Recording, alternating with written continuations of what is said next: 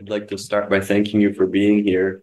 As Sokuzan often does, just let you know that we really appreciate all the support you show through your contributions and your participation. There's a great deal, and I mean a great deal, that goes into keeping this functioning, operating up and running, just being able to continue to make these teachings available, let alone the maintenance of the building. So anything you can offer is always greatly received and appreciated.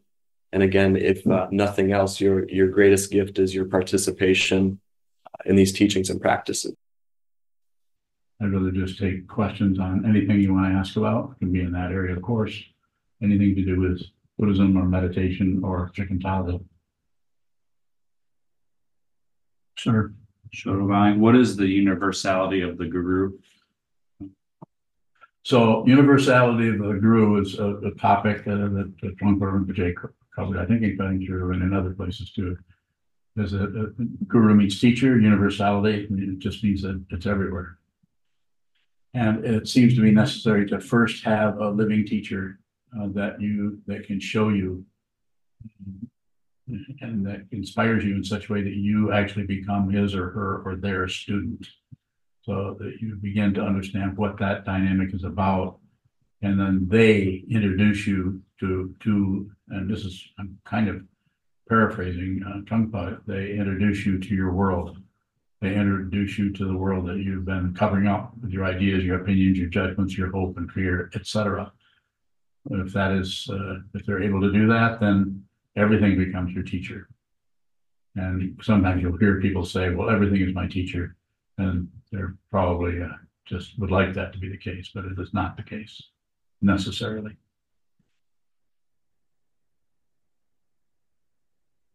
So that just means that the other end of that particular statement is always a student, always receiving everything as if it's completely fresh and new and you have no idea what it is.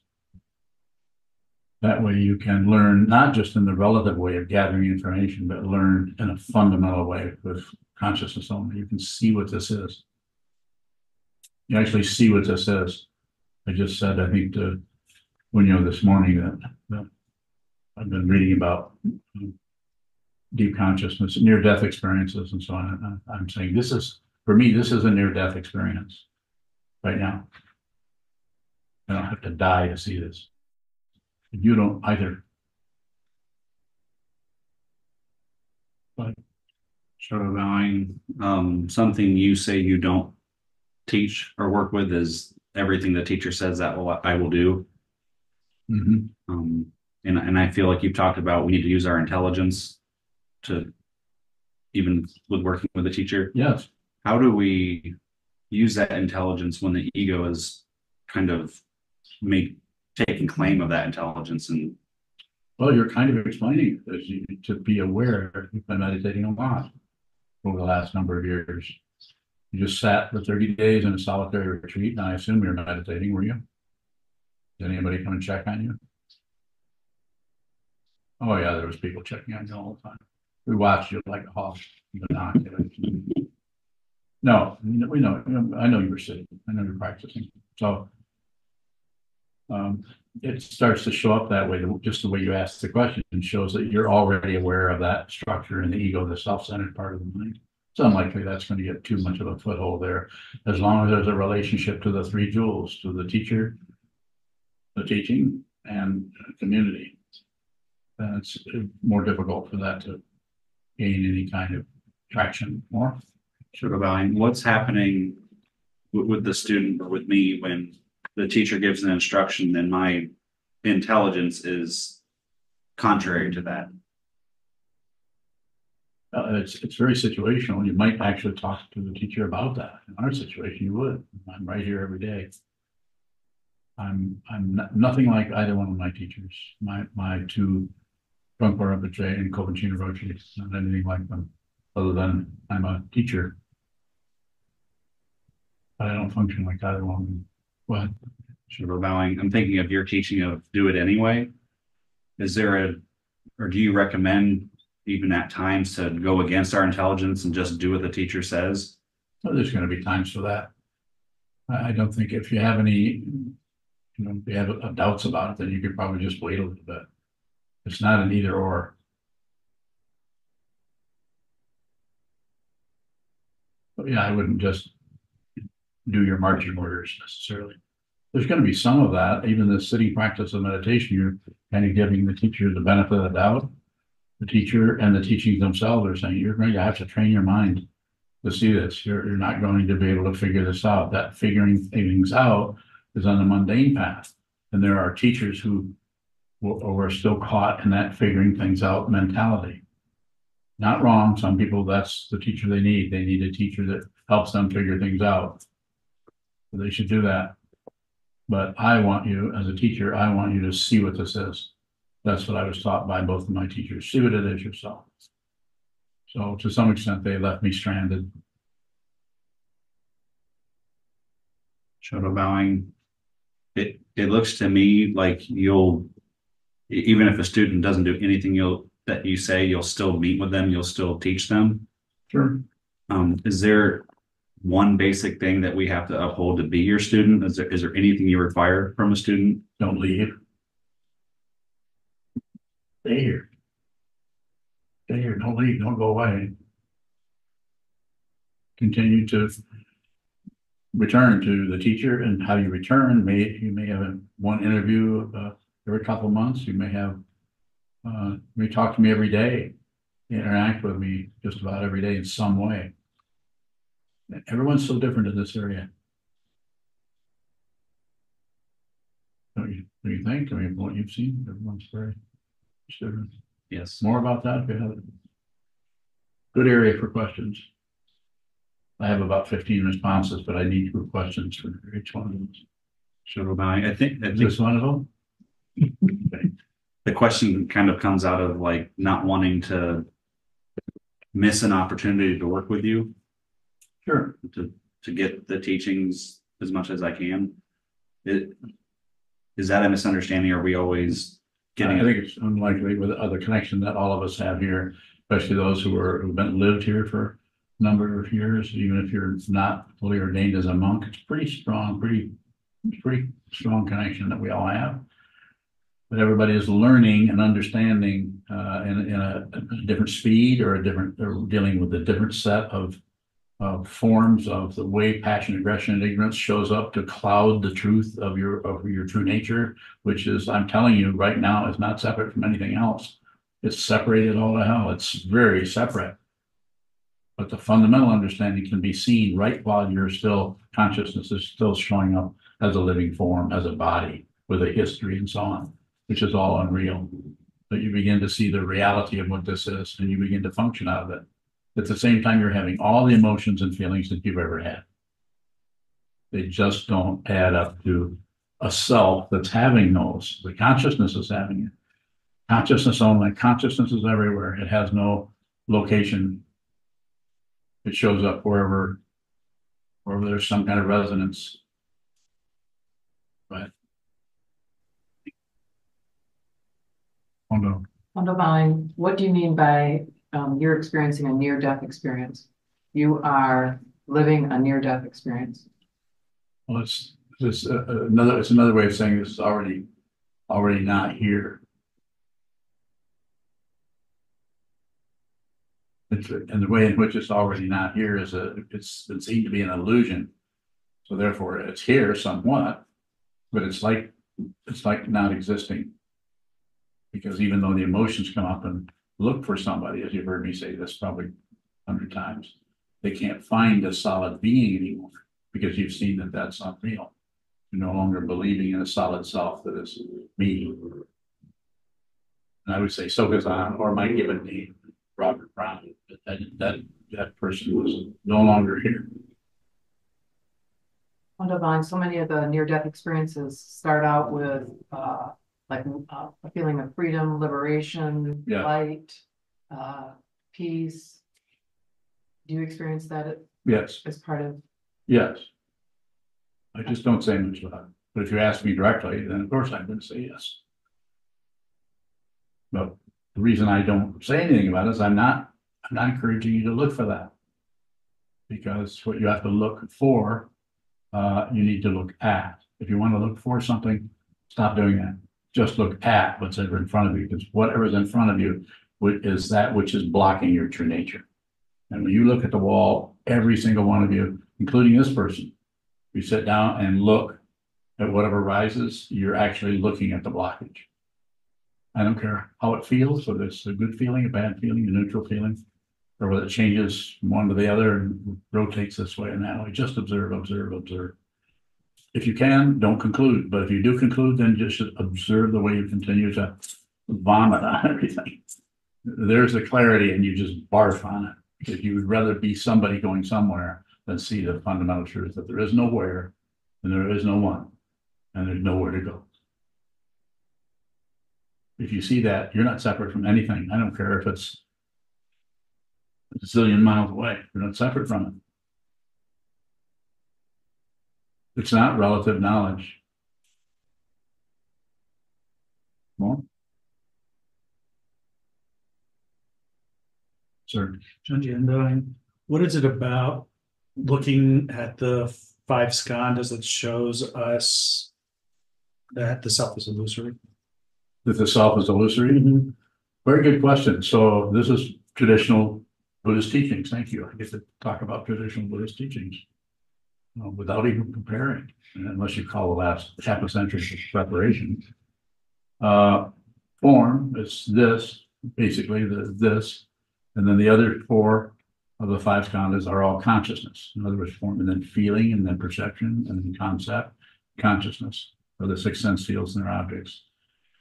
By looking at, seeing this form, being very aware that this form has its own kind of presence, being in a physical area. But then if you look at the other four, feeling, the feelings are here, and they're kind of with the body, but they aren't exactly the body, but a little bit, but not quite so much, but yeah, kind of. And it's just a very vague area. So look at that form, feeling, and then perception, and then that's tied in sometimes with the impulse and perception impulse. That means that you perceive something, and then there's an impulse that comes up that telling you what it is, whether it's threatening or whether it's comforting or whether it's of no consequence. Passion, aggression, ignorance, again, rotates around in that area. And then the conceptual mind has the structures, which you're very familiar with. Being an attorney, you have to use that conceptual mind constantly to generate your livelihood, and you're probably pretty good at it. So you have a lot of work, a lot of exercise in that area, because you make your living doing that. So you're using that. Not that everyone isn't using it in different ways. Some people just use it to generate a reassurance that they are somebody. You're probably doing some of that, but a lot of the time is just spent working with concepts, ideas, laws, and the application of that in this situation. But take exception in this situation, and you have all that in your memory, probably a lot of it, and at least memory on where you can go for the references and so on. Am I getting close a little bit? Well, so that's just then the fifth skandha is all the consciousness of the sense of smell, taste, hearing, smelling, seeing. Everything that's coming through the sense fields is coming through at the same time, and they go through the middle three just like needles. They go right through the body, and it happens without timing. There's no stopwatch on that. It's just instant. Perception through hearing goes right back to the body through those other ones. So it hooks them all together. One who's confused will continue to rotate back and forth by having those hook onto each other to create the illusion of somebody. This identification with a body that is conscious, simply put. But the one who is liberated, those all operate independently. So one can actually hear something without knowing what they're hearing, not immediately going into I'm hearing this, or taste something without actually taste something as taste, rather than a whole collection of stories about that particular taste and all the things around it. So you are in a very minimal, you could even say radical area of each one of the consciousnesses in the five consciousness of the sense fields, and including the mind. And so those all get together to present as me, and the emotions that come up are hooked to the other one, hooked to the body, hooked to the concepts. There's stories about it. If there's any kind of difficulty in that area where the perception is seen and we're not understanding what that is, and the ego gets threatened, that part of consciousness that is called the seventh consciousness, or the paranoid part of the mind that's curled up into a ball of paranoia, then immediately the thought processes start to make up stories about why that's being threatened or why that shouldn't be happening this way, to create more of a link between what is showing up in the perception and the concepts. So there's no gap. So you can't actually think without having it involved with all the other aspects of me, you having your thoughts. If you become clear about this, really clear, and the 12 of the 5 skandhas stop hanging on to hands and become independent, then your ability to think goes much, much deeper than it does when it's limited by an ego who is operating out of open fear. Your thought can go way beyond relative knowledge, which isn't even known by psychologists or empirical scientists. They're not ready to look at this, because anytime they go in this direction, and that's not that they haven't, I've read many books in areas where they start to go in that direction and they immediately start to get full of themselves, because they think they're discovering something so wonderful that was actually discovered 2,500 years ago by the silent sage of the Sakyas, Shakyamuni. More? Jim, so what is it about, or how does this illusory ego hold these things together or manipulate these things?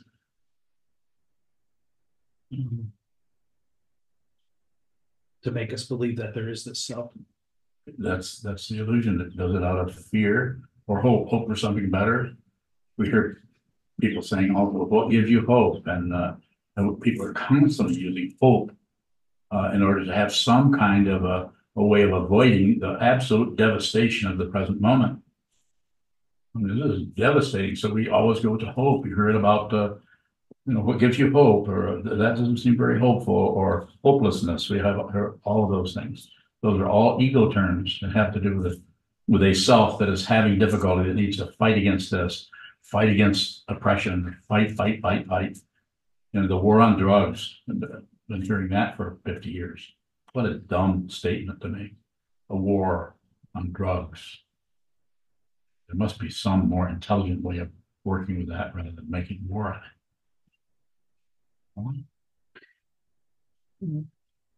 It feels like the ego has its hands on the levers of like tension in the body or something like that. It does. So I guess I'm wondering how it manipulates, if it's the illusion. So it just looks for anything that's supportive of the self-centeredness of I'm right. Well, look what she said or did. Of course. And then we have a story about it that we continue to go to reaffirm it. And if you tried to have a discussion with somebody that has an open-ended dimension to it, where no one is right or wrong, you're just discussing something. Do you know anybody you can do that with?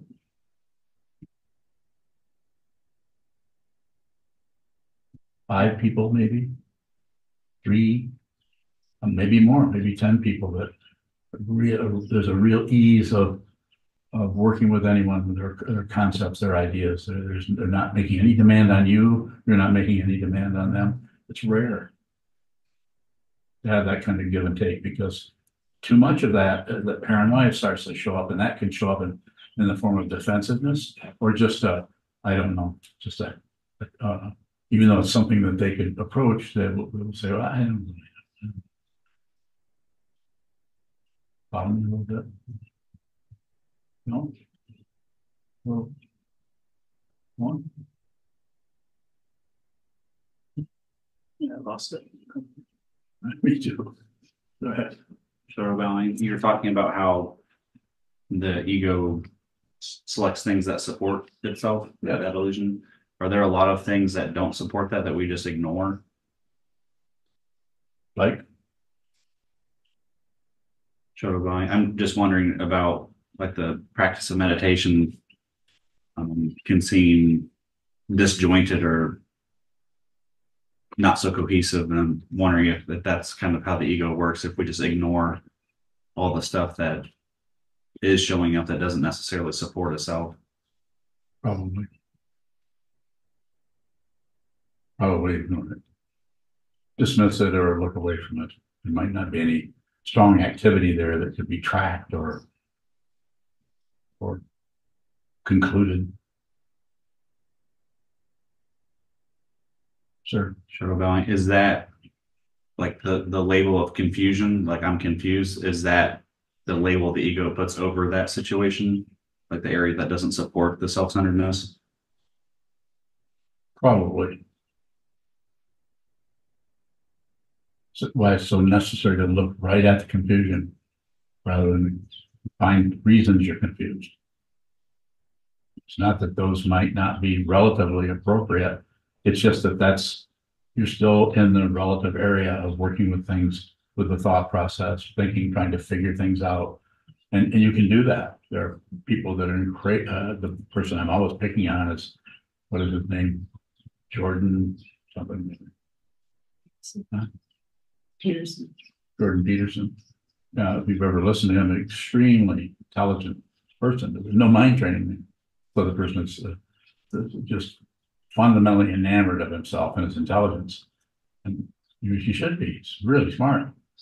But with no mind training, he's just a long list of ideas and concepts and conclusions and discursiveness that goes into analyzing everybody, kind of making everybody look a little bit foolish. He doesn't do it totally. He gives people a chance to actually listen to him. He isn't so outrageous that people just don't like him anymore. They like him because he's so smart. And they get enamored of how good he is at handling concepts and ideas. And when he interacts with them, he's just so skillful at taking the other person's argument apart and kind of wiping their nose in it. And people kind of like that, just like they like politicians who are extremely outrageous and cruel and mean, because they might like to be cruel and mean too, but they can't really do that. So they hyperventilate over people who are able to get away with that because of their extreme insanity, extreme narcissism, extreme ego. Comes from Rinpoche, calls it the Rudra of ego. The extreme, it's the one who's in hell. The ego is so powerful that it is the Lord of hell. Well, thank you. Thank you. You and bowing. I just thought of this image and an analogy. Is a bodhisattva kind of like a puppet without a puppeteer? I'm not saying it couldn't appear that way, but the actual bodhisattva is not even a being. It's actually gone beyond the personhood. It's just a consciousness only, operating to save all beings, put others before yourself. There could be a body-mind complex operating there, or it might be after the body has gone back into the elements. I don't know if I would call it a puppet without strings particularly. I kind of see where you're at with that. So is that helpful to think of it that way? Your response is helpful, regardless. Your response was helpful, regardless of the event that started it. Beyond bowing, how can I live beyond this body being that I'm in? Just continue to practice, continue to sit, continue to practice shikantaza, continue to relate with the three jewels, which you already received Jukai, so that's the Bodhisattva vow. Return to that vow, study those vows, especially the vow to be with all things, the vow to put others before yourself. Very difficult to do, especially when some of those beings are pissing you off. Very difficult. That doesn't mean you have to go and kiss their butt, but you might consider that some of the crap that's coming your way is coming your way because they're suffering, and they cover that up by going after you, accusing you, or arguing you. something like that. Shows up so many different ways, doesn't it? You've seen it, being a nurse and everything, you must run into a lot of that in coworkers, and not to mention your own relationships, are just everywhere, even in Sangha. Just because we have a Sangha here doesn't mean that people don't disagree with each other or fight with each other or hold grudges against each other. It happens. And it's not incorrect. It's dependently arisen. You have to see deeply what it is. Anything that shows up in your mind stream is the Dharma. You just have to look at it without comment. Go ahead. Being bowing.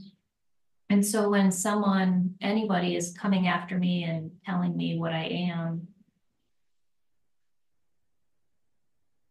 I don't know who I am. Well, you could let them have their way for a while. This doesn't mean they run your life, but you could cave a little bit. You could say, I see what you mean. And when you're saying that, it isn't like you're lying to them. You're saying, I see what you mean. You don't have to agree with them.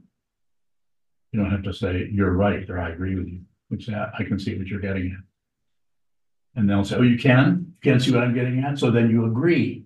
I think you made a mistake here. You did this and you did this.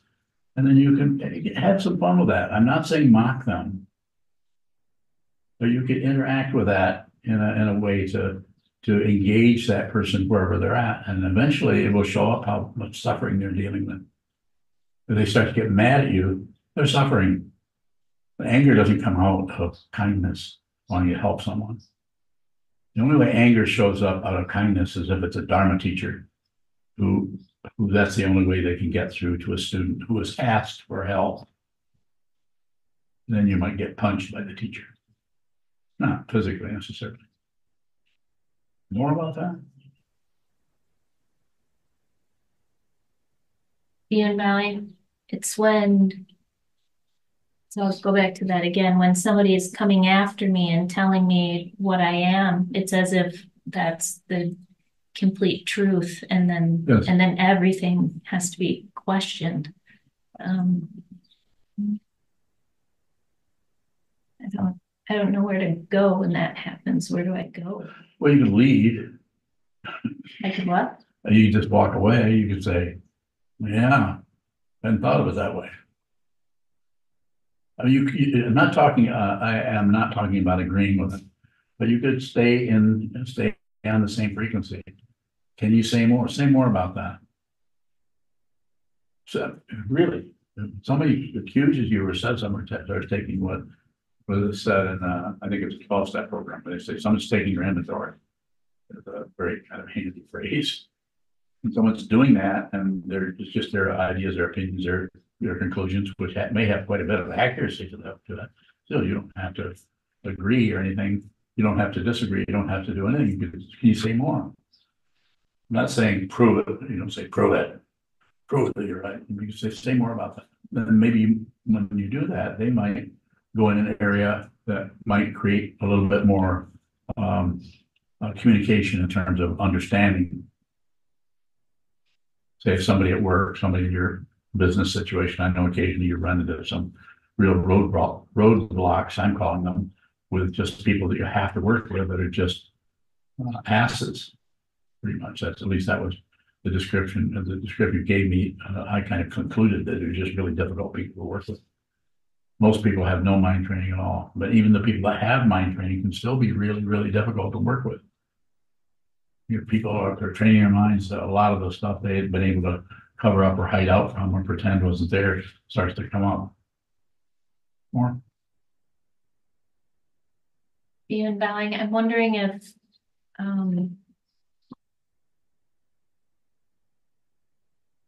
by working with others, are we working with ourselves? Always. Always. Insofar as you can receive everything that's happening with so-called others, your close relationships, distant ones, all the Sangha, just receive as much as you can. And notice how some things you're receiving are also irritating or aggravating. But be considerate of others. Other people are suffering. That's why they're sometimes functioning in a way that's not so pleasant. That's the way people get rid of their suffering quite often. On the world scene, they actually attack other people with weapons and kill them. They kill people that are not doing anything to them just because they can, and because they have some kind of a operating procedure agenda about it that just includes a lot of what we call innocent people.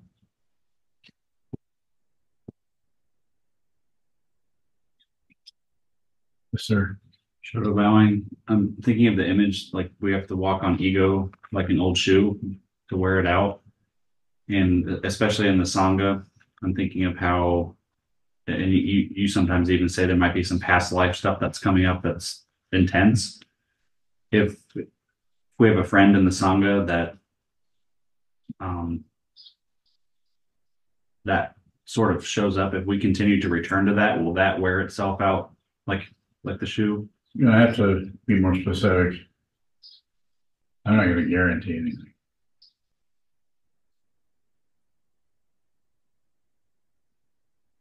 Can you be more specific?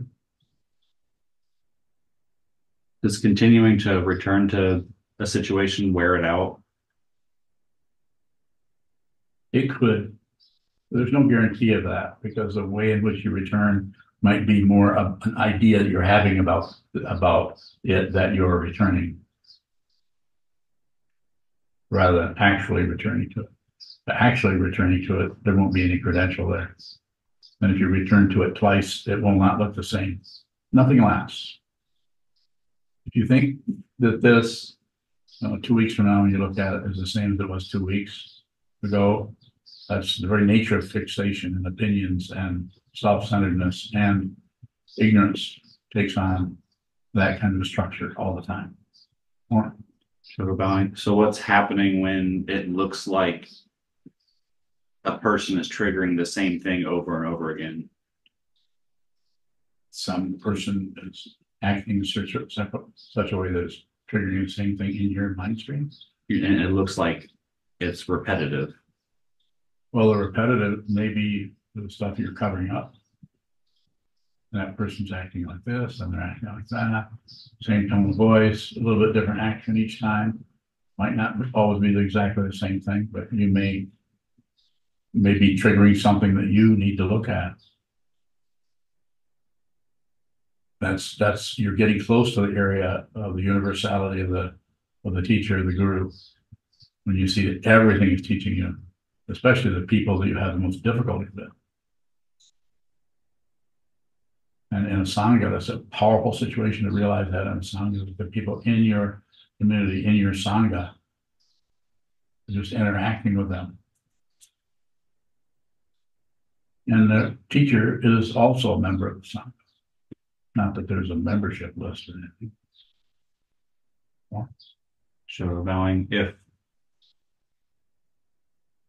you recommend returning to those difficult situations so that we can see what that is? No. Don't return to anything. Just receive. Don't set up a standard or structure whereby you're going to deliberately go in and look at stuff. That's more for therapists and psychoanalysts and so on. And they can do that. And there's nothing wrong with doing that.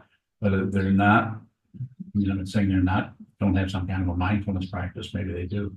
But the emphasis here is coming from this person who is saying, sit down, hold still, watch the movement.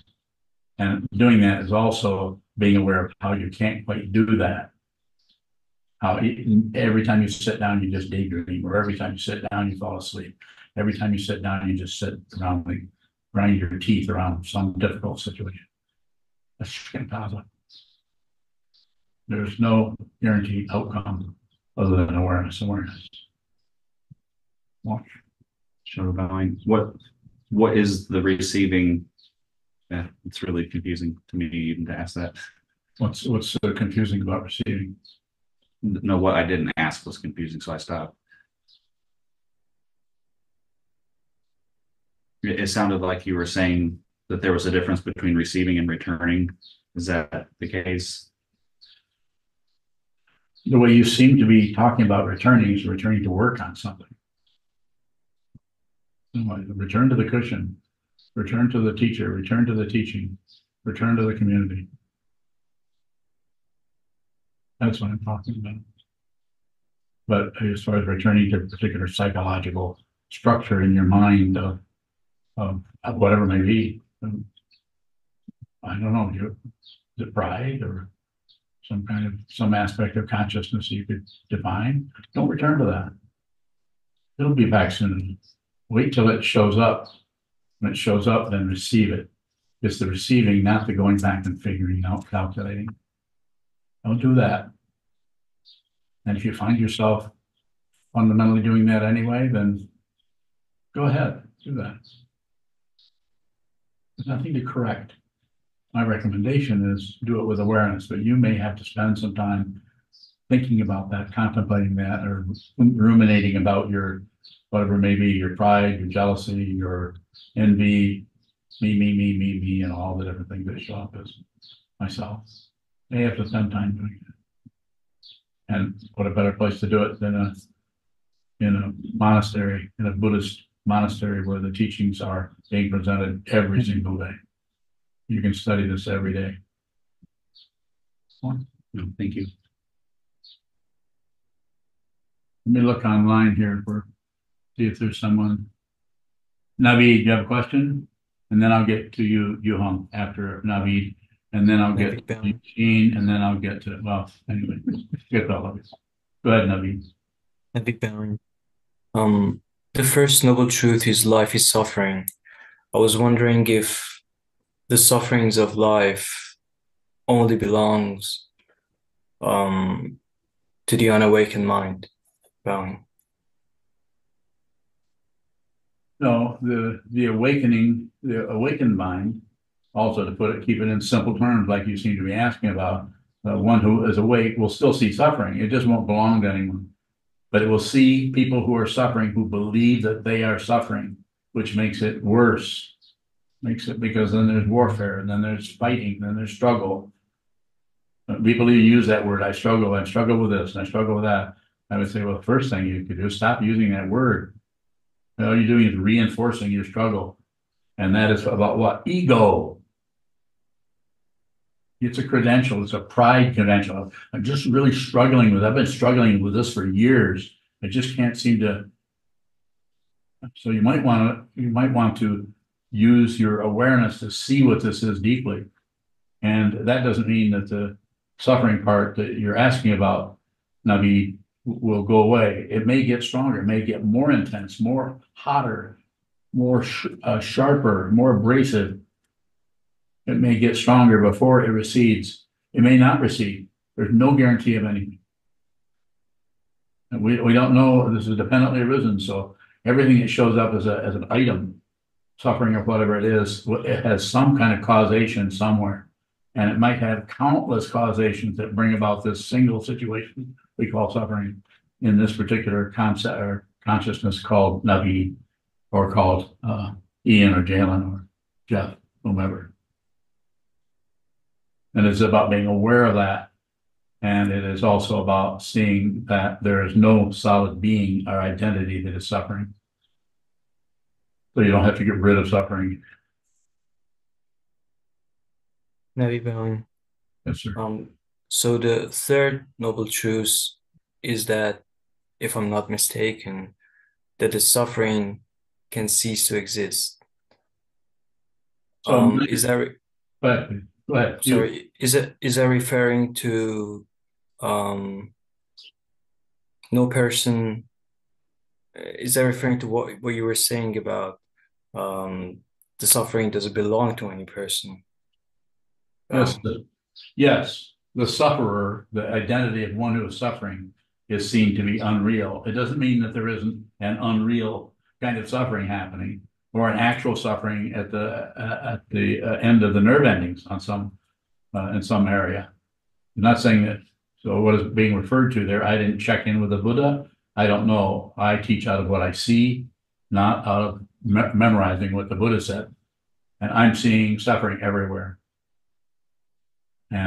But there's no solid being that is suffering.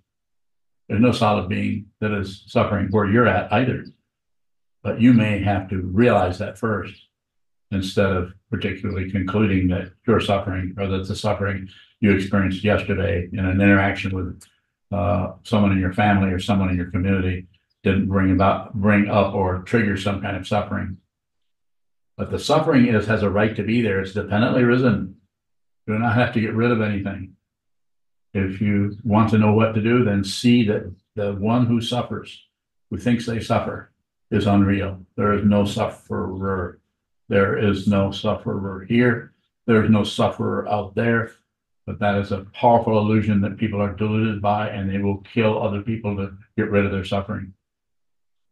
And have a whole philosophy and politics behind that to show that they're right in doing this or doing that. And they create the opposite person who comes the other direction and said, no, you're not.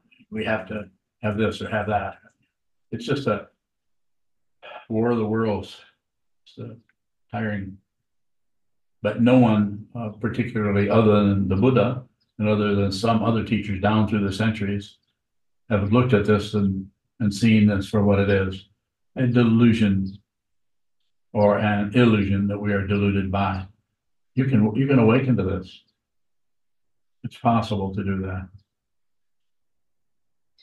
Yuhun Bowing, thank you, Naveed, for asking the life is suffering question. That was my question.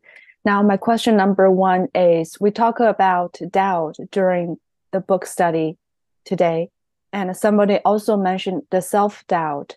Is doubt a fear? Fundamentally, is that a fear? Bowing? Yes.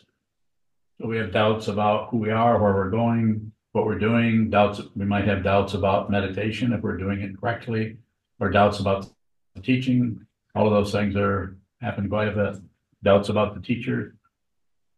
So us need to do something with our life. So try to find a situation where you can give the benefit of the doubt. Look closely. If you look closely at any teacher or teaching, you can see where there's ulterior motives in there. Are they trying to get you to join their cult? Are they asking you for, they're probably going to ask you for help, because this kind of practice doesn't produce a product or a service particularly that you can just collect on or charge for. So therefore you would have to help that person or that community or that teaching to continue. But when there's any kind of a demand coming from the teacher for anything, I think that's suspicious. I wouldn't take it away completely and saying that a teacher, that a true teacher will never demand. They may, I have no idea. It doesn't look like I will, but maybe I will. So far, so good. Yuhun Bowing, is doubt is doubt not separate from proud, bragging? From pride? Yes.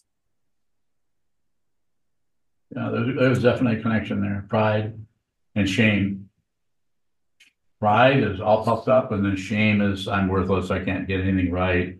I have one mistake after another, and I shouldn't even try to look better, because, or if someone compliments you, instead of going to being fluffed up and thinking finally someone is acknowledging how wonderful and how intelligent I am, instead you go to the other direction thinking, this isn't going to work for me because I feel like crap, and you're not going to change how I feel. Ego. That's odd kind of pride, but just as difficult as the one that's all puffed up. The one that's all puffed up is full of themselves, and they're going to believe their thought patterns no matter what you say. I don't care if you're their teacher. More if you have it. No, not this one. Thank you. That's very helpful. I asked you the question about devotion. I think I want to ask again. This time is the question that I want to know. The relative devotion on this path, as what you mentioned, just simply return to teacher, teaching, and the three rules. I want to ask, the ultimate devotion, does that arise? The ultimate devotion has never vanished. In that way it can't arise. It's ultimate. It has no substance. It has no existence, non-existence. It's ultimate. And in the closest, the words that come up around that they just sound romantic. So I don't often use them because it's the fundamental devotion is without anyone who's devoted. It might even feel like you're not devoted because you have no particular emotion or feeling around it. You just know you have to do this. You have to do this path. You have to do this. You have to study under this teacher. You have to support this teaching person. You have to support this community. You have to support this teaching. And it won't have a lot of proof around it. There's a lot of proof there that it's probably going to fall apart, and it might be built out of that part of your consciousness we call pride. Pride in having found the true teacher. But how can we see the relative devotion can lead to the ultimate devotion, which hasn't rise or die? Just keep going. Just, stay in touch with, you have your karma. Ian has his karma. Augie has his karma. I can name everybody in the room. Everybody has a different combination of causes and conditions, how you were raised, how you're treated. If you wanted to go back into other dynamics that I don't mention too much, but some have to do that because that's what's showing up everywhere, not only here, but everywhere. People I talk to are what is sometimes referred to as past lives or consciousness that seems to be in another form before this form arose. Might not even belong to you. But since we're not separate from each other, it can show up in your mind stream. I'm not going to talk about here, but I have personal examples of this that say that consciousness is not dependent on a physical form. This physical form can come apart, and that consciousness keeps going. I know this, not only from experience of working with others, but in my own mind stream. I know this. This body-mind can come apart at any point, and the consciousness will not necessarily vanish. Thank you. Bye. You're welcome. You're welcome. Is there another question out there? Jishi? Jishin bowing. You said today that when we meditate, we align self with consciousness, that the self can return to consciousness, something like this. I don't remember exactly. Is this the process of receiving? Is it the description of receiving? Bowing. Yes. Just the practices as I teach it, just observe, and whatever you're observing, if it comes your way, just receive it. And if it tends to go another way, then just observe or receive that or understand that it's going another way. It's coming apart or dissolving, or it's turning sideways, or it's turning bright red, or it's doing whatever it's doing. Just observe. Don't interfere with what is observing, with your thoughts, your opinion, your judgments, your conclusions about it, although they may be relatively correct, because you're taking, Trungpa Rinpoche referred to this in most cases, not all, spiritual materialism, using spiritual techniques to get somewhere, to control something, to be somebody, to accomplish something. You don't need to do that. You can just relax a little bit and watch what moves in the mind stream until you eventually see your true nature. Is there a guarantee? No, there's no guarantee. But I could go guarantee the other direction. If you don't train your mind, you're going to continue to spin around your thoughts, your ideas, your hopes for better and your fears for worse, right up to the time you die, and then it'll be quite a bit of fear then. Realize who you are, and realize who you are. You realize you're not actually a living being. Don't believe me. I'm not asking you to believe it. I would like you to see that. If one person hears me and realizes that, then I guess my work is done. If nobody does, then maybe this is just practice. I'll come back next time. Jishin bowing, thank you. Is ego afraid of being seen?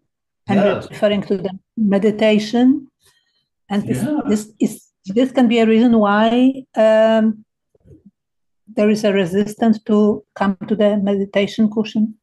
Of course, very well. This is something that's lot of teachers talk about this. Ego doesn't want to be seen. If it feels like it's going to be seen, then it will resort to cover-ups of various kinds, opinions, ideas, conclusions, judgments. Just believing your own thought patterns is enough. I've had students that just decide they're going to believe their thoughts, even though they've asked me to function as a teacher. As soon as they get into a situation where it's difficult, not just one person, but many, and they just believe their thoughts, so they go in another direction. What should I do about that? I don't do anything about it. I might feel sad about it. I might think, well, they kind of missed their chance there, didn't they? Is that because I have this wonderful gift and only I can see the Dharmakaya or something? No, it has nothing to do with that. Not at all. They have not made a mistake. They just are doing what their karma is leading them into. They had an opportunity to look more closely at who they were, and it looks to me like they missed it. But what do I know? Maybe they did. Maybe they are seeing differently. Maybe what they see is more advanced than Sokuzan. I'll give them that. Then they should. But you might want to look around and see if they have any students. That's usually key. Like what was it that was it Suzuki that said some student of his asked him, what's a young fellow asked Suzuki, who was in his 60s, what's the difference between you and me? And he says, Roshi said, I have students and you don't. Well, that was quite funny, but especially someone who was very young. Unlikely they would have students. Yes. Ozuku bowing, is there anything a student could do that would sort of shut down the possibility of returning to the teacher? Yeah, it would show up different with each person, but just believing your thoughts, or just running away. Or like I did with Coben, I just could not believe that I just believe or see or sense. I just felt like I just went from one thing to another for years. It took me over 10 years to realize what he was pointing at. And when I realized it, I was headed back there that summer to go and talk to him about it. And he died. But that doesn't mean that his teaching hadn't worked. It did. It just took me a long time. I'm extremely stubborn, and I'm full of myself, and I'm full of pride. And it's just very, very painful and difficult realizing that. It's very embarrassing for me. More about that if you have a question there, I'd be happy to address it as best I can. Nothing's really cool. Thank you. Fine. Yes.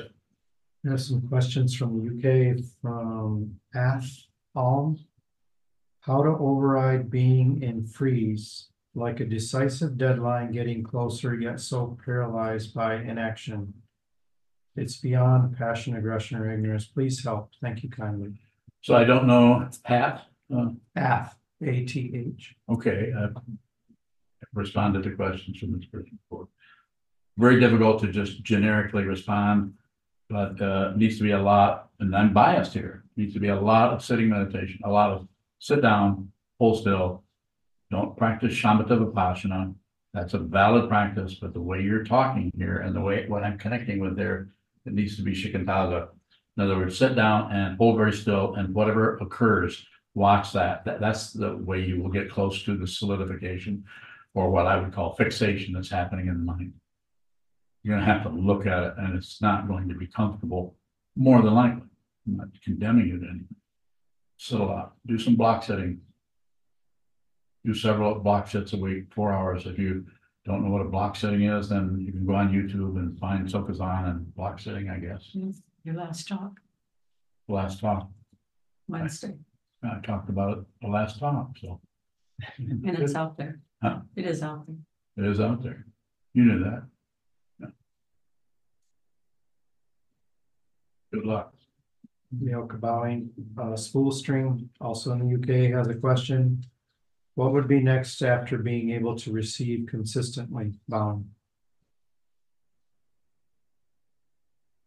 I'm going to respond to that as closely as I can to the way you stated it. And what would be next after you receive consistently? You would run out of things to receive because you can only receive something that is out there.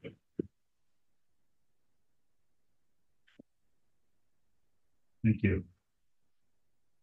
If you're not separate from it, you can't receive it. You're not separate from anything. So like everything, it's not separate. Anything you see that might be a team of mules down the road in the dust, not separate from them. Heartbreakingly not separate from anything, including the person you meet that is suffering and doesn't really ask for your help, ignores you, goes the other direction, and continues to suffer. You're not separate from them. You watch them go away. And you don't necessarily follow it with some kind of commentary like, I could have helped them. No, you're not a therapist. You're a Dharma teacher. Or else you're just a practitioner. Maybe you can't help. Maybe it's your own fixation coming apart, breaking apart. But if the ego is there, the ego is going to laminate to that thing that's coming apart and feel like it's coming apart, and it may fight back. Just observe. Keep it very simple. Let everything come apart. Won't fix anything. School's training. Thought I forgot who I was talking to, didn't you? Well, I like that. It's kind of what I would have done in the same situation.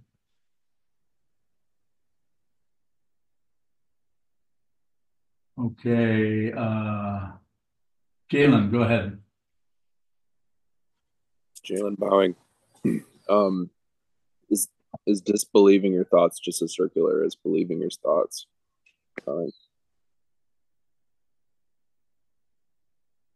Is believing your thoughts just as circular as what?